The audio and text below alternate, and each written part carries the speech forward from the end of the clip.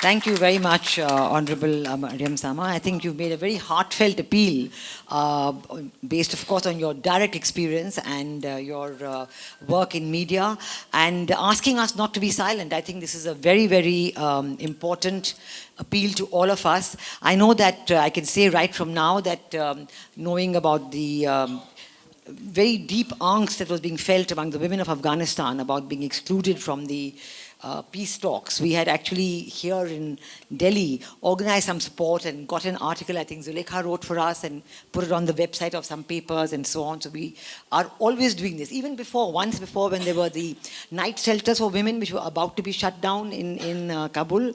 And so we sent it out to all the media members, and some people wrote about it, that they should not be shut down because they help a lot of women who've been thrown out of their homes or who are victims of various. So we are very much in the part. One big role of the Women in Media group is precisely to try and bring all this. So we're very much with you on that, and you can count on our support. May I now request Honorable Shagufta Yasmin ji, Member of Parliament, to say a few words.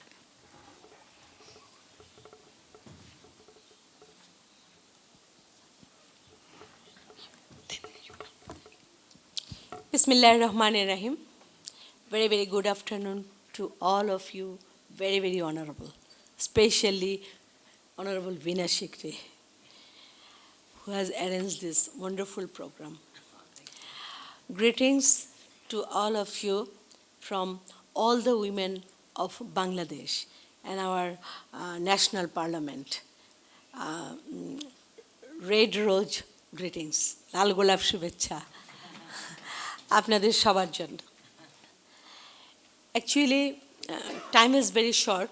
I just want to say that this time is very perfect for this type of program, especially this subject. So I like to give thanks SWAN, and who has arranged this type of program. If we, Asia, our area is Asia, and Asia, all country of Asia, especially the condition of women, almost same, almost. Very traditional mindset of year after year, dada, pordada, father, his father and his father, this type of mentality to pull from there is very tough. It's very tough. And almost every country, out of total population, more than 50% or 50% is women. This is a fact we can't deny. So left behind 50% of population, one country, one economy and one state cannot go forward and cannot be successful. Nowadays, these Asian countries, we are thinking and only start to think that, yes, one side wheel cannot drive the car. If we run the car, we have to use four wheel of the car. Otherwise, this car will not run. So these Asian women, they are capable, they are good, they are honest, they are dedicated. So we have to utilize them. And what is the main problem of our women? Our main problem is we are poor. We are poor. This is our main problem. You know, power. We want to join with decision-making process, because many days, like second-class citizen, the decision-making process, no women. Even in a family, a very important decision, okay, you sit back room. Father and brother and male members, they're taking the serious decision. But it is changing. So this and economic side is most important. If our women, if our girls, if our the female part of country, if they can stand on their own feet, no one can hit them, no one. Because our children ask the mother, Mama, give me toys, Mama, give me dress. Oh, please wait, let your father come from office. Because money is in his pocket. Then mother become smaller to her children. But the mother income, then she can say, oh, no problem, wait, take this money or take these toys. Or she can look after her children very nicely. So this is the problem. Economic side in Bangladesh, you know, Bangladesh is becoming a role model for women empowerment in the world. As Bangladeshi women are in leadership position at every sphere of national and social life.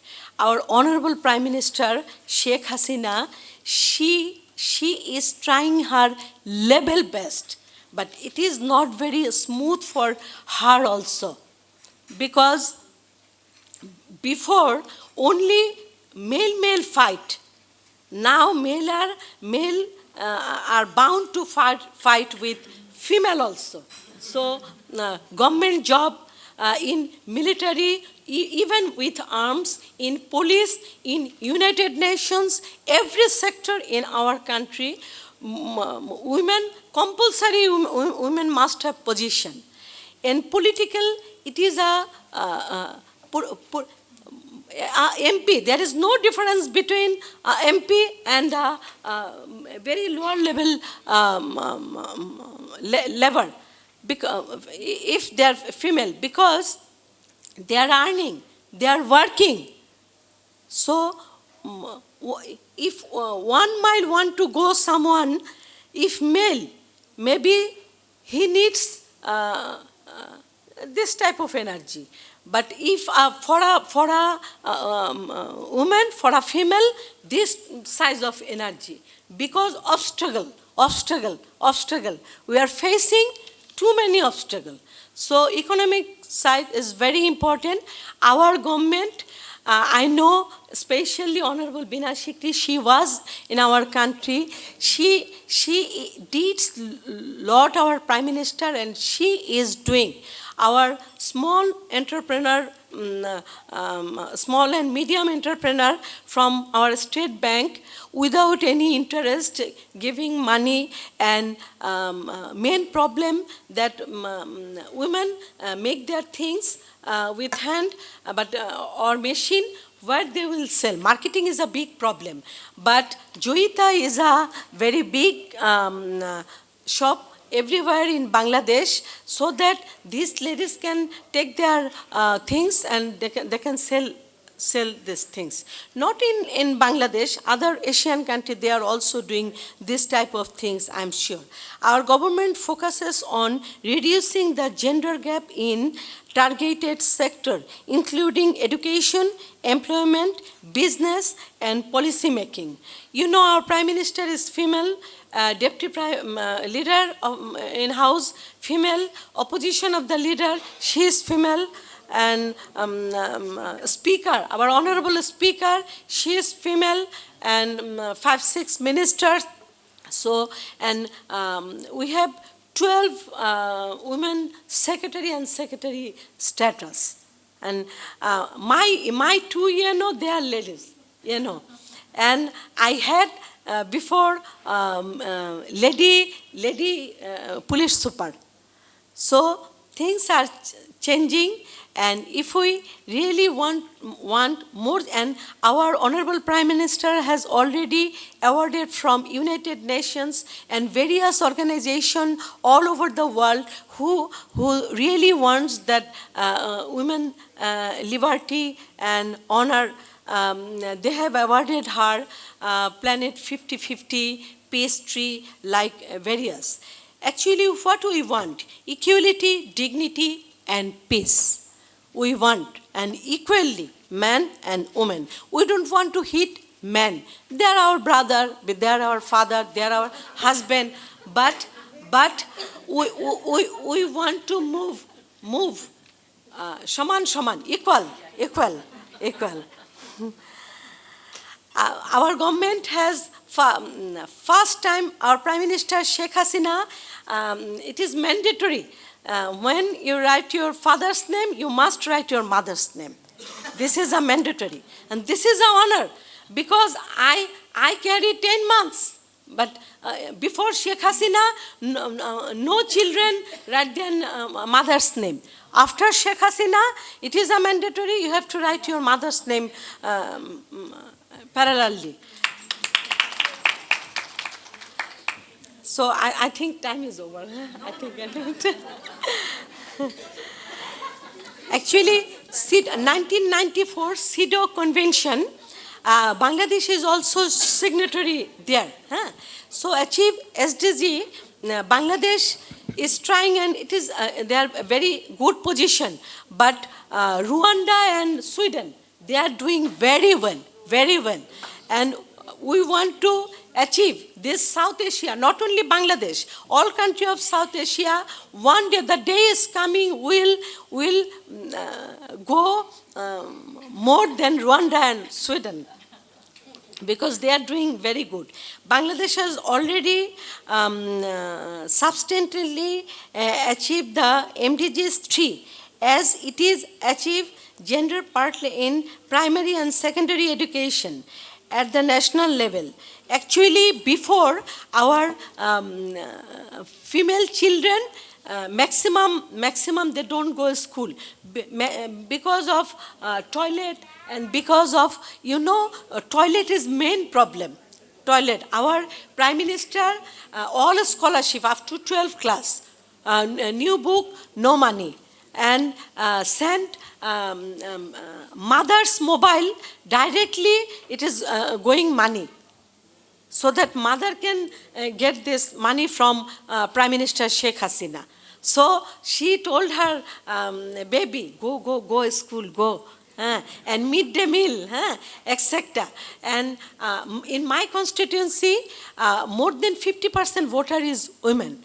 That is why I'm not spending a lot of money, because I'm not businessman. I'm not poor, but I'm not businessman. But this is my fourth time, because our women, our female voter, they love me. They love me. In my constituency, girls, they are cycling, scooty, they were scooty, and we are trying our level best, no marriage before 18, because it spoil girls' health and etc. So, and divorce, we hate divorce. Our Islam, divorce is not very good thing, but there are somewhere when divorce need. So give her liberty so that she can live her life her own way. Like this. So administrative empowerment of women in Bangladesh, and politically, our party, we have 50 MP from quota system, 21 elected MP, and within this, 18 from Bangladesh Awami League. Our Prime Minister always trying to give nomination, but every party thinks that so that they can go to the power. So, so the women politician, they have to make their constituency more intensively, with more hard work. And we have 6 months pregnancy leave, 6 months, and with pay.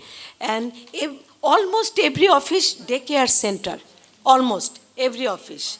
And we have passed many of laws in women-friendly. But one thing we must remember, that only law passed from parliament, it is not all. We need to implementation. Implementation is most important. So our Prime Minister is always supervising herself, especially the women affairs. So time is short. There are too many interesting stories. Huh? There are too many, but time is. There are very honorable speakers there. Huh? So I like to conclude that this SWAN is very good organization. If we'll keep touch with one another, if we can raise our voice together from Afghanistan, Pakistan, Bangladesh, Nepal, Bhutan, Maldives, etc., then it will be very. Then one day we shall overcome. One day, the day will come, we shall overcome. Okay, thank you very much. Thanks a lot. Thank you. Thank you very much. Assalamu alaikum. Thank you very much, Honorable Shukufta Yasmin. Wonderful, wonderful presentation. And actually, you know what you said about the car with 4 wheels. This is exactly why we are saying gender empowerment for sustainable development. You cannot have sustainable development until women are empowered. Otherwise, the car will collapse, because if you try to run it on 2 wheels, it'll absolutely collapse. And I think that keeping in touch, as you said, and raising our voice together is vital. So we will count on you for our support. May I now request Honorable Kesang Ruki Georgie, Member of Parliament from Bhutan, Upper House. And you know, Kesang has been with us from the very beginning of SWAN. And now she's been elevated as a Member of Parliament. We are all very happy and proud and thrilled. And but she's very much in touch with SWAN. So that's what I really appreciate. Yes, Kesang, you have the floor. Good afternoon. Esteemed honorable members, Parliament, of course our dear founder and convener of SWAN, dear sisters and brothers. I can see now that we are getting a few brothers in the SWAN network, and it's very encouraging and very good to see. It's a very important occasion, and I'm very happy to be here today as we celebrate SWAN at celebrating its 10th annual conference. As Vinaji mentioned, I've had the privilege, and I think I'm probably the only one on this panel who's been able to attend a number of SWAN's annual conferences. I was counting last night, and I think the number is 6. Yeah. So I feel very privileged to be here today, and I will not be talking so much about Bhutan's experience, but rather from my experiences from being with SWAN and what I've learned so far. What I've noticed over the years is that at every SWAN conference we're growing, and we have a minimum of about 100 participants. And it's so wonderful to see. I mean, we have representation from 9 countries. And we have this wealth of experience and expertise right here. And we've been evolving. And with the latest, I think, with the latest inclusion of parliamentarians growing in number at every annual conference, I think it's a very positive trend and an important one. I was first recruited into the SWAN network by Chimi Pede from Tariana Foundation. Many of you know her.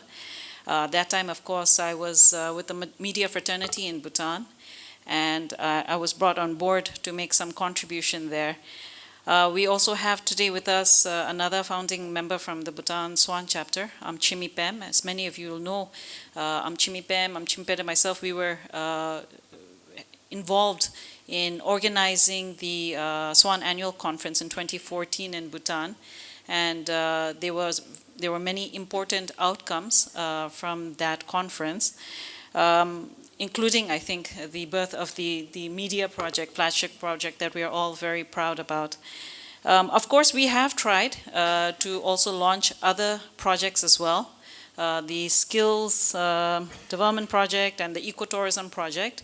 And unfortunately, it hasn't come to light, but we haven't given up on it as well, and we hope that there's still an opportunity to pursue that. In addition to seeing many familiar faces, and I'm fond of many people in this hall, I've had the opportunity to forge friendships here. We are also seeing a number of new participants joining, and our fraternities expanding. Vinaji, as our convener and the founder of SWAN. You, of course, are the face and heart of SWAN. And since we're celebrating our 10th SWAN, I think it's only fair that we also give you the due that you deserve. And you have been an inspiration, and you have really kept SWAN going. So I wanted to express that. I know it's not easy. I know it's not easy to keep together a group of very powerful, very opinionated, opinionated individuals, but you've done it with so much grace, and patience, and perseverance. Esteemed members of Parliament, I am very privileged to be with you to talk to you about the way forward. Now, the fact that we've had the participation of two ministers, the Honorable Minister from Bhutan, Limpo Wangmo, and the Honorable Minister from the Maldives here with us, actively participating in our session, says a lot about how far SWAN has come. But I'd also like to acknowledge the participation of Her Excellency, Dasha Dorji Chodon, and she was the former minister of the Ministry of Works and Human Settlement. She was the chairperson of the National Commission for Women and Children. She's seated at the back, for those who don't know her very well. But Her Excellency has also been an integral part of the Bhutan SWAN chapter and has done so much and contributed so much since our Thimphu conference. And it was under her leadership we have tried to initiate several projects, so we are also indebted to her.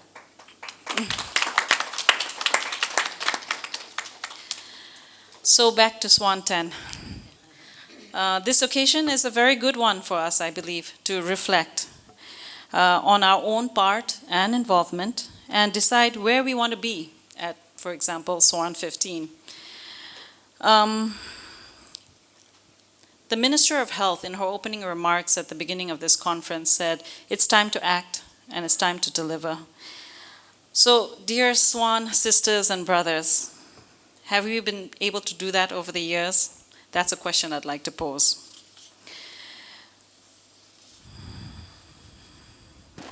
Definitely, I think we should be proud of the success that we have enjoyed.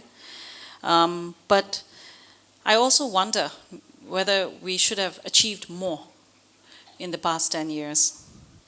Yesterday, when we formally began the sessions, it was with a sense of expectation and excitement. But by the afternoon session, now I'll be candid here, I think the panelists outnumbered the participants yesterday. And I don't know how Veena-ji felt, but I was deeply saddened by that. And it was the first day, and also we're meeting after almost 2 years. So I think it is something that we need to reflect upon. Now, a lot of effort has been taken to organize these annual conferences. Veena-ji, I think, has taken the greatest burden, I think, in organizing this with support, of course, for some of our team members. But we all know, because all of us have also done our part in terms of organizing these conferences back at home. So we know how difficult it is and how much we have to work to find sponsors to bring us together. So when we have these meetings, there is a certain kind of hope and expectation that there will be an active involvement of all members so that we can see the changes that all of us are so keen to achieve. And there is no better network than this one, I believe. So, the question is, if SWAN-10 is not reflecting the desired results and impact, are we also not equally responsible to blame? Before we can look forward, we must honestly evaluate our past performances.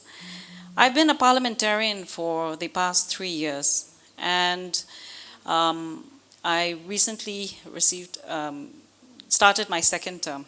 And as is the practice for the National Council, or it's commonly referred to as the upper house, at the beginning of every term, we all sit down together, all 25 members, and what we do is we discuss and chart out the issues, the legislations we feel we must look at over the next 5 years. Now, nothing is set in stone, obviously.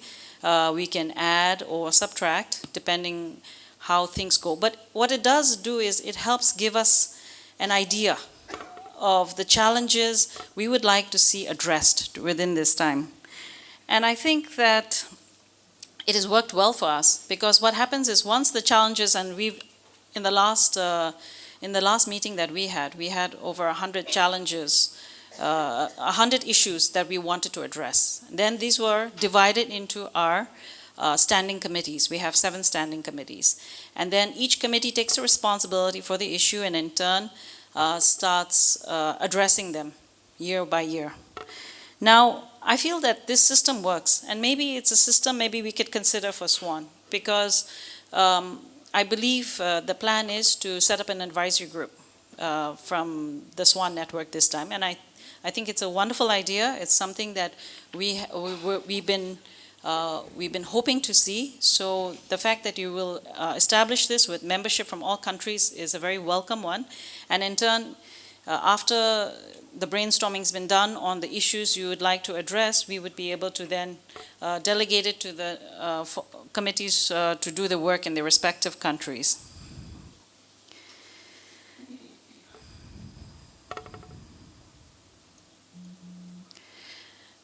There is one more issue that I'd like to address also. I feel that given our representation, given the wealth of expertise and knowledge and wisdom that lies within this room, how can SWAN be the collective voice for us, for all of our countries in the international fora? I think now that we're SWAN-10, I think that there's great potential for us to represent the voice of and the concerns of the women of South Asia. And I think that this is something we could consider as well. Yes.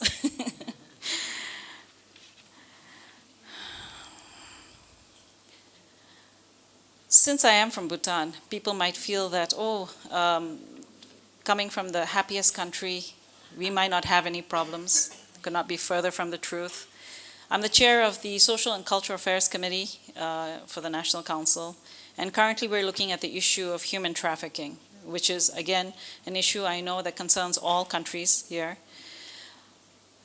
We have problems. We have the issue of domestic violence. We are having a debate in Parliament whether or not the age of consent should be lowered.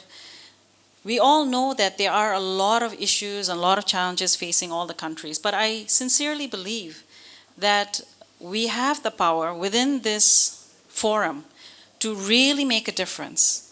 And if we work collectively, I think everyone in all their various capacities, we would be able to do it. From the parliamentarian's point of view, I feel that we would be able to draw from your expertise, from the data you generate, from the projects, the success stories. We would be able to report back in our own respective countries, and we could initiate also policy reforms, legislative reforms if required. And in that way, I believe, one step at a time, we would be able to make a difference. So it's my earnest plea that we should be very proud of where we are today. I think that the fact that we're having and celebrating SWAN-10 is a tremendous achievement, and I would like to acknowledge Veena-ji's leadership in all of this. And I sincerely hope that coming away from today, after the conclusion of this meeting, we will go back stronger, and that we will also go back with a sense of wanting more, setting more ambitious targets for ourselves, so that at SWAN-15, we can say that, we've done justice to all the people we represent back at home, and we've brought about changes to improve their lives. So on that note, thank you for your patience. Thank you. Really sweet. Thank you so much, Honorable Kesang Georgie. Such a good friend and such wonderful words. I'm deeply touched. I know that we have to do a lot together, and I hope in the brainstorming session after this, we will actually be doing that. I think it's very touching to see your faith and trust in SWAN. Of course, they have been lacuna. We've all tried to do our best. And having a meeting in Delhi is terrible because everybody just runs out for shopping. And, and having a meeting here, which is so near to Connaught Place and Baba Khadak Singh Marg. Yeah, oh, well, there you are. So that is what it is. But thank you. Yes, we will be touching on all those issues. You've raised some very, very valuable points, and we have 2 good projects right now which we should be working on, and we'll do that. Thank you. May I now request Honorable Dr. Sonal Mansingh, Member of Parliament.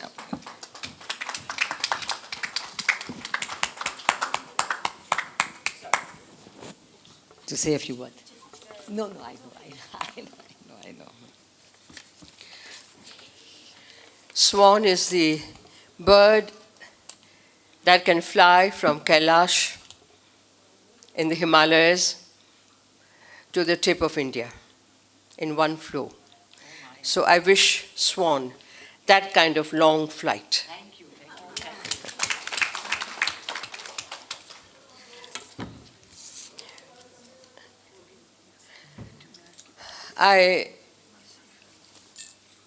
I'm certainly called honorable because our Prime Minister, Modi ji, for the first time brought a woman artist in Rajya Sabha in the history of independent India.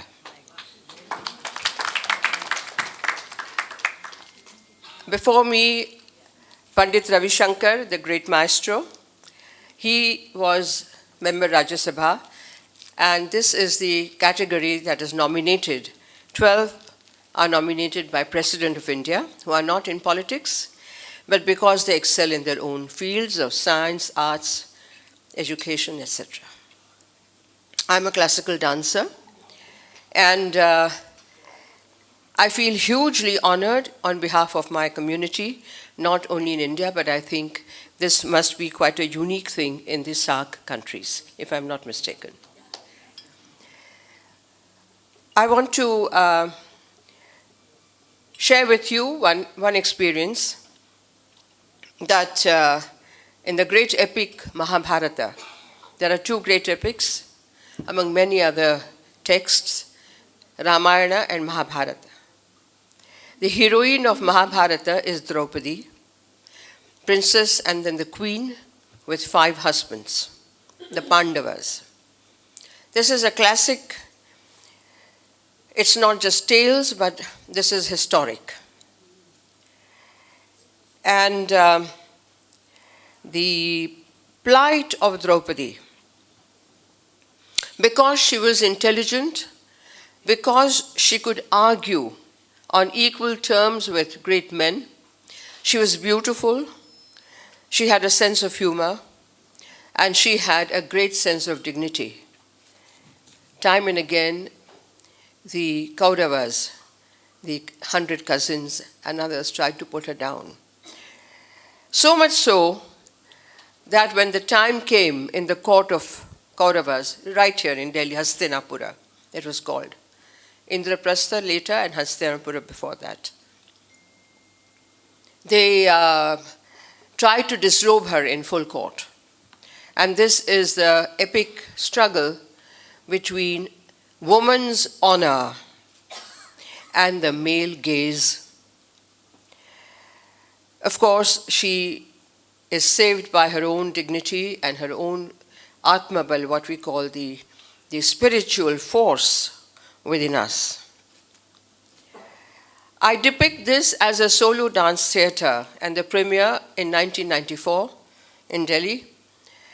And then the then Speaker of Lok Sabha Parliament, the lower house, which is the elected members, Shivraj Patil, he said, I want my MPs to see this. So at that time, there was a smaller annexee, 300 MPs were there, and some of my friends were all sort of squeezed in.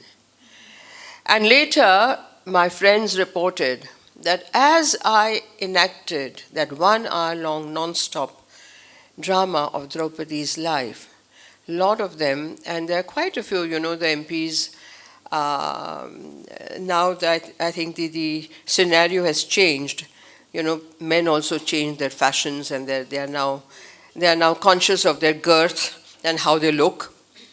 But in 1994, they cared a damn. And they were mustachioed, and they were all kinds of, and they said, my friends, that a lot of them sort of slipped. They were slipping, they could not take it. When Draupadi, I ask, what is dharma? What is niti? What is satya? What is it that upholds life? What is it that directs life in the right direction? And what is truth? And next day, a speaker called me and thanked and said, please come and have over tea. We both want to, he and his wife. And he said so many MPs had called him and said, we never bothered in our constituencies. So many things happen. We never bother. We say, police dekhega, ye karega. And now, he said that you have opened their eyes. They couldn't take it. And a lot of them also wrote to him. What I'm trying to say is that one does not need to be in politics. Great messages and great work can be done from whichever profession you are. And I found that art is a very, very great way to communicate messages. So, the plight of woman, I would not say plight, I would say that the age-old traditions that bound women to a certain way of thinking, and as a Member of Parliament from Bangladesh rightly put it, that the similarities between the social and cultural traditions, socio-cultural traditions of South Asia are quite similar. Even though now women are changing, their roles are changing, and we like to count the women presidents, women prime minister, women ministers, women Supreme Court judges, this, that, of course, scientists. The ground reality, the reality check must be done again and again. I just want to mention a couple of things that in India, I've traveled very, very widely over the last 55 years, more than 55. And it is a very peculiar social structure. At the bottom, what we call grassroots, there are more than 5,000 what we call tribes in Northeast and in every part of India. Their customs, their dialects, their languages, their cultural traditions are so different. Then we have, of course, the divide between rural and urban. So when we say woman, I normally end up asking myself, which woman? Because the status of women, the rich women who are entrepreneurs or who have their own professions or who are in positions of power, they are very different than women who are working in corporates or in offices or in smaller places, smaller urban towns, what I call. And then women in the villages. Villages have also changed. The women who labor in agriculture, in the fields, women, even in Delhi, the new constructions, just keep your eyes open and you see these women who must have migrated from the villages in Bihar or in UP or wherever, in Bengal and Jharkhand, from there. And they are carrying so much burden, bricks, huge baskets of bricks on their heads.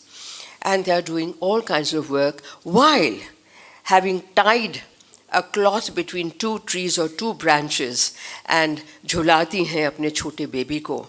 And there are 2-3 other children running around and also cooking on the road, side of the road.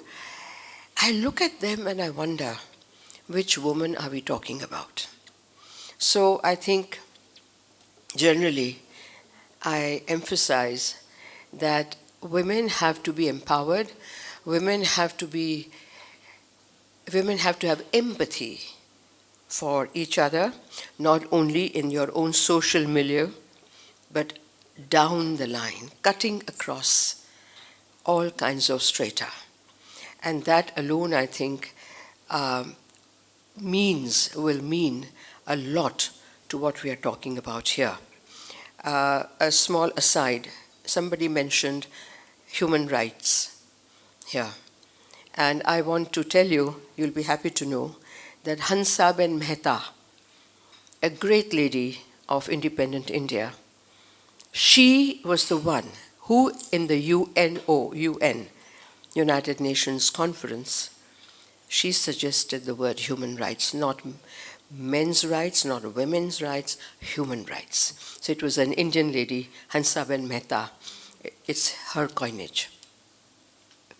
While I quickly wind up my thing, my little presentation, I also have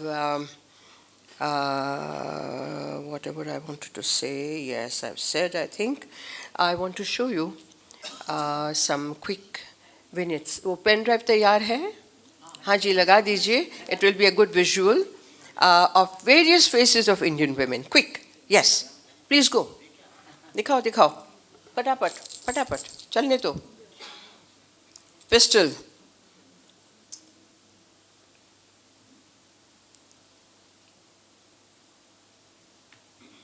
There are tribal women, there are scientists, there are Maharanis trying to learn pistol firing.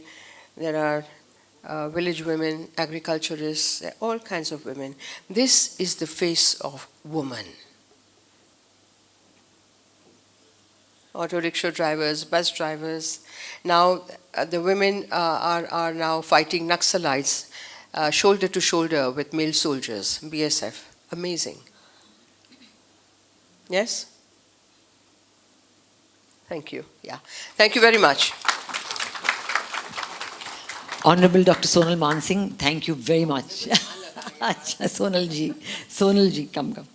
So that really thank you for that very, very heartfelt expression of support for SWAN and recounting your own experiences, how relevant they are for all that we are doing and how we can take inspiration from you. May I now request Honorable Dr. Salima Ahmed to please come and say a few words.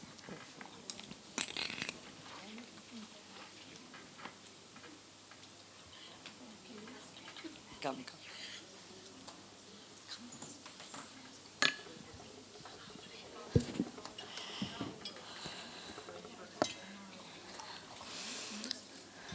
Thank you, Veena. Honorable parliamentarians, Rokia Appa, former caretaker advisor, delegates from Bangladesh and delegates from South Asia countries, distinguished ladies, men, a very good afternoon. After we had a parliamentarian from Bangladesh who is in the parliament for 20 years, I have no words to say what I will say. And me, a parliamentarian for only 8 months, old parliamentarians. I actually represent private sector. I have been into businesses for more than 30 years. I always say it's more than my age. And I am also the founder of Bangladesh Women Chamber of Commerce and Industry, where I have promoted about 51,000 women entrepreneurs and was successful to bring 2 policies in favor of women entrepreneurs, which is low rate of interest without collateral, and also 100 crore taka for the women entrepreneurs in the national budget. Today we are, for the last 2 days actually, we are talking about gender equality, we are talking about SDG, we are talking about empowerment. For me, empowerment is economic independence, social security, and political power. Because I always feel that if you don't have money, then your choice is are low. Because if you have money, money talks. And that gives you an opportunity to choices. And when women can move freely from one place to another place, when women can be in any places, either in school or at a home or at workplace, if she is secured, that is also empowerment. And if we would like to see more women into politics, that can bring gender equality. In Bangladesh, we are very fortunate that in the past decade, a silent revolution has happened, which actually has given lots of women into empowerment, be into as an entrepreneur, be into police, be into army, or be into media in many sectors. And that credit goes to our visionary leader, Honorable Prime Minister Sheikh Hasina. We are very fortunate to have her as our leader because she always, I always say she never says no to any reason if there is a reason for women's development. She tries to find out that if there can be an opportunity to give a woman, she will prefer to give more that scope to a woman than a man. That's why we had earlier Home Minister, Foreign Minister, and now the Speaker, the Education Minister, Deputy of the Parliament, these are all women. And and also we have reserved seats where 50 women parliamentarians are there. So we have elected posts, like Shagufta Yasmin and myself, who have been elected. But there are reserved seats so that in the parliament you can see more women's participation. But as a private sector person, I would just like to say some of the things, because I always feel that I'm a development activist. And Pramila was saying that, oh, Salima, I'm very happy to see you that even after becoming parliamentarian, you are into the development sector. The question comes to me that aren't the parliamentarians are in the development sector? Then why parliamentarians are? Because in your constituency, you are there to develop the life of the people. So whatever we have done, as myself, as a Salima Ahmed, as an entrepreneur or as a business leader, it was always developing women's economic empowerment. But when as a parliamentarian, I remember I was in Makkah, I was almost disconnected with phone. But even when I reached, I saw in my phone that one of the in my area, one woman has been raped. I remember the way every day I was calling and made my police ultimately to arrest that person.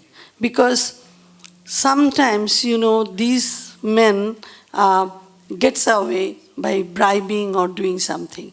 But when I did it, I felt that, you know, this is what I wanted to have, so that I have the power to see a man who has raped a woman has been punished or has been taken into account. That's why I have become a parliamentarian. And when I use, and when I, you know, in my constituency, when I take the roads, when it's bumpy, I remember even now, every time I call the, you know, roads and highways people or the people who are involved into it, because I can feel that how a lady, if she's pregnant in this bumpy road, how she is going to feel, or whatever the, you know, consequences can happen. So being a parliamentarian, there are lots of scope you can do. But one of the things which I really wanted to share, because Veena, this is something that, you know, we are policymakers, there are activists, but one missing is the government people.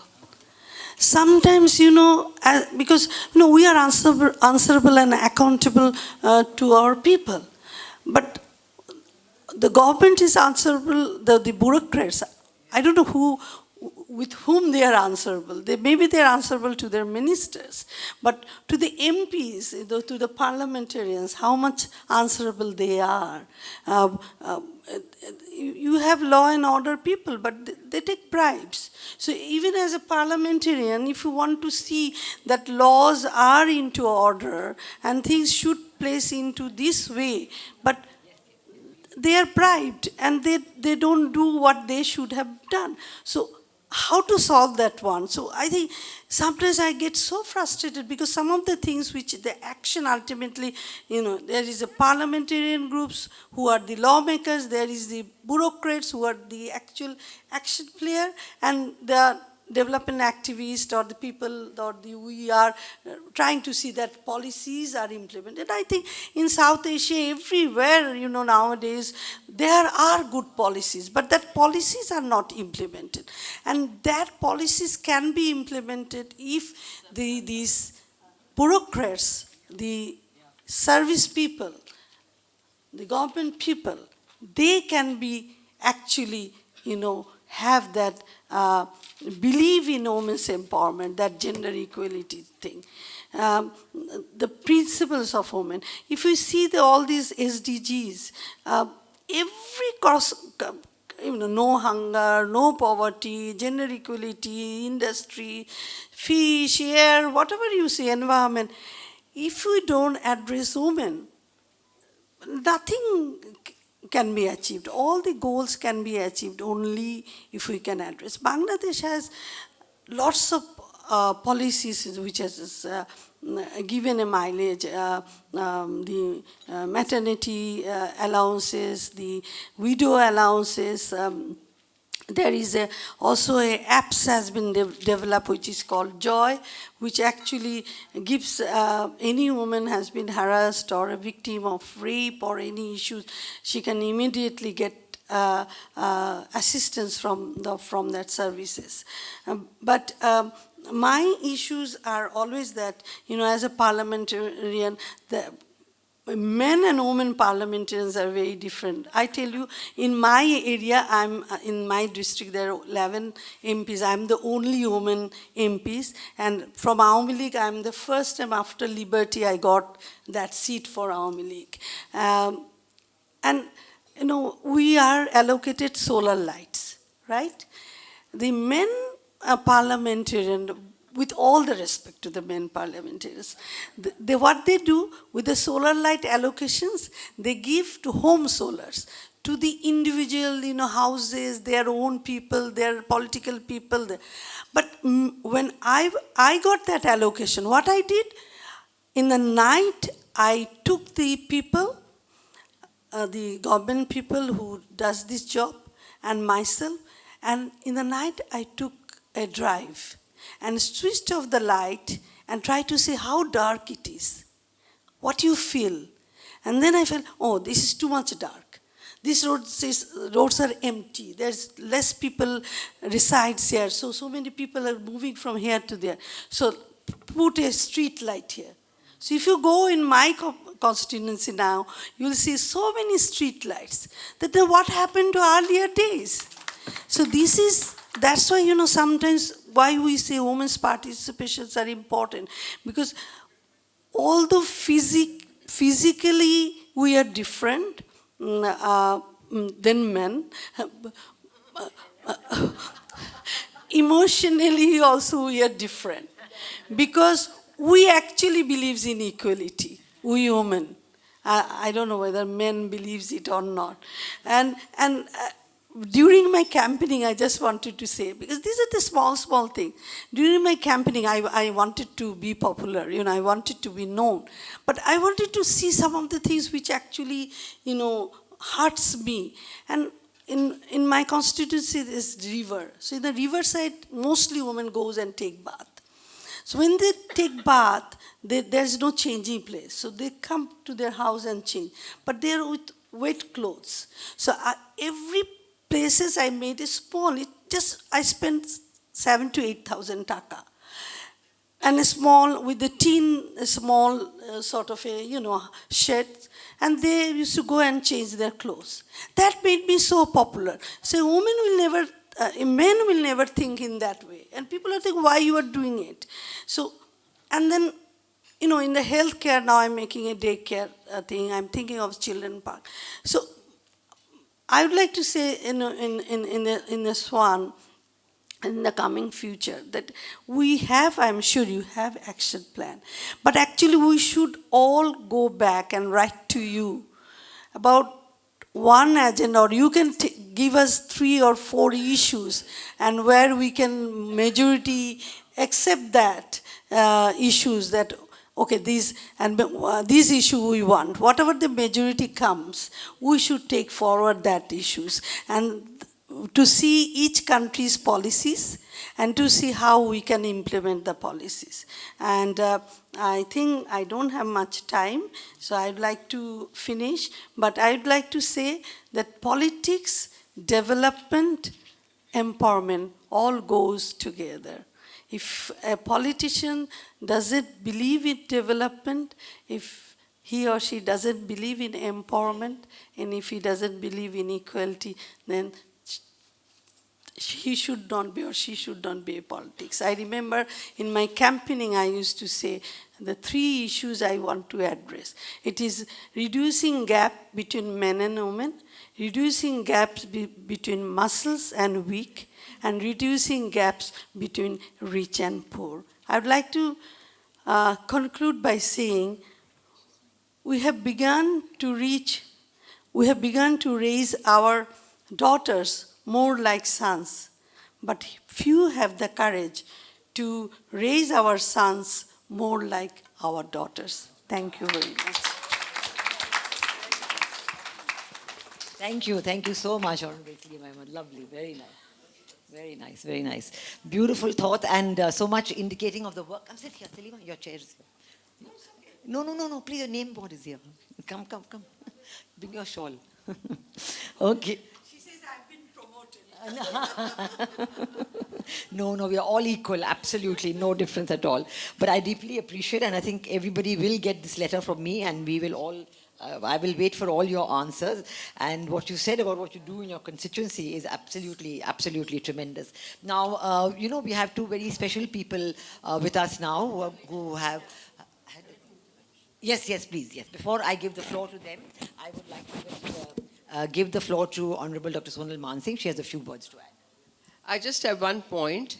I feel that in public spaces and in public domain, there is very little of woman. By this I mean, at least in India, when I look around, or even in our own city of Delhi, there are hardly any roads, hardly any parks, hardly any stadium or other public infrastructure which have been named after great women of India. And I think there's a public perception that is built up then that men are greater than women. And I firmly believe that we should all work towards that. The women have to be given equal space, equal importance, equal respect, even in public spaces. Thank you. That's an excellent idea, and I think certainly we should all put together in each country the great women that we think should be honored, and maybe we can, also exchange some thoughts on that. Thank you very much for that idea.